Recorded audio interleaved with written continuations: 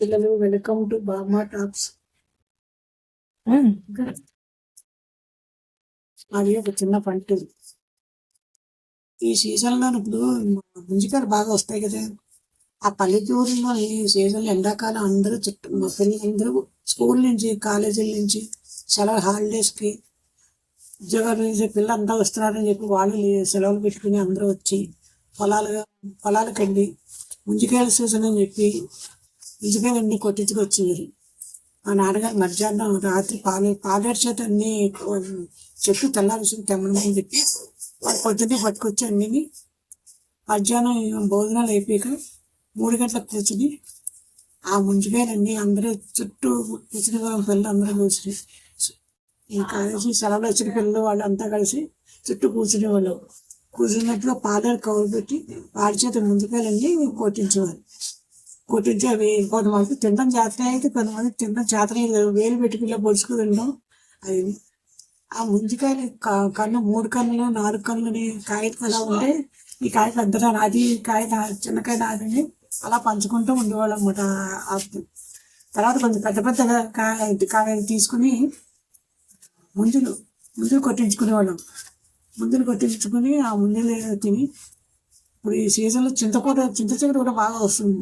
ఆ వేడి చేస్తుంది చెప్పి చింత చిగురు పచ్చడి లేదంటే దాని విరుగుడము ఆవకాయ వేసుకుని రాత్రి మన భోజనాల టైంలో ఆవకాయ వేసుకుని అది తినివ్వడం కడుపులో నచ్చి బాగా ఉంటుంది.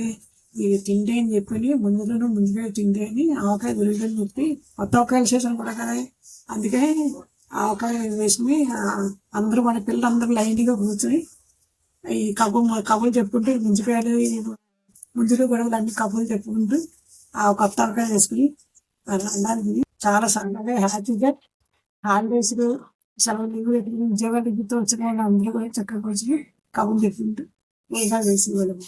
అది ఎండాకాలం అంటే అది చాలా సరదాగా హ్యాపీగా ఈ ముంజికాయల సీజన్ ఈ ఆవకాయ ఊరగాయల సీజన్ అన్ని చాలా సంతోషంగా ఉండేది అనమాట చిన్నతనంలో. ఇప్పుడు ఈ రోజుల్లో ఏముంది ఎవరికా ముంజికాయ అంటే తెలియదు. ఇప్పుడు అంటే ఏమో అక్కడ వస్తాయేమో కాయలు కానీ దాకా అసలు ముంజికాయలు అంటే పిల్లలకి ఎవరికి తెలియదు అనమాట. అది పల్లెటూరు వాతావరణానికి సిటీల వాతావరణానికి తేడా అని అనిపిస్తుంటాయి. హాయ్ శ్రీమాత్రి నమః, శ్రీ మహారాజ్యాయ నమః, శ్రీమన్ సింహాసనేశ్వరాయ నమః. కొంచెం పెద్ద ఉండి మాట కలవడం గొంతుకు సరిగ్గా ఉండదు కదా, అందుకని సరదాగా ఫీల్ అవ్వడం అనుకోవద్దు.